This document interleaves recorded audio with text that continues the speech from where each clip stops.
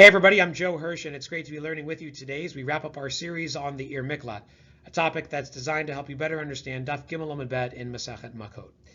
In the first three lessons of our series, we had a chance to look at the basics of Miklat, including the circumstances that led a Rotzeach to leave the city after committing an act of manslaughter. We also looked at some of the legal limitations placed upon the Goel Hadam, who under Torah law is given the right to avenge the death of a family member.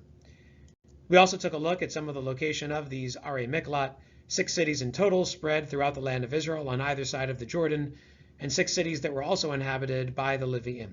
But the big question today, what's the basis for this mitzvah?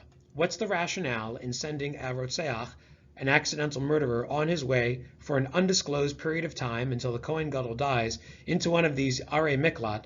Why do we do this? What are we hoping to achieve? There are 3 objectives that are identified by the Torah commentators. The first is punitive. Let's face it, even though this was an accident, this Rotzeach has to pay the price for his crime. Sending him to an Miklat is a form of punishment. A second reason is practical. If the Rotzeach were to remain in the city where the crime was committed, it's likely he would encounter the Goel Adam or some other family member of the deceased. His presence would be a constant reminder to the family of their loss and a constant dagger in their hearts as to the trauma that they've experienced, so as to spare them the ongoing grief and to put an end to this process. We send the Rotzeach on his way to remove him from the picture and to give the family an opportunity to cope and to grieve and ultimately to heal regarding their loss.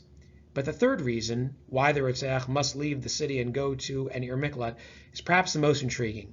It's corrective.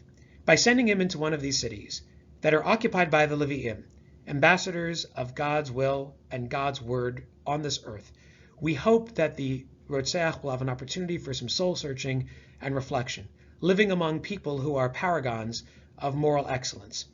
By spending time in the Miklat, alone with his thoughts, surrounded by exemplars of moral behavior, we hope that Rotzeach will come to terms with what he's done and ultimately correct the behavior and conditions that led to that action in the first place.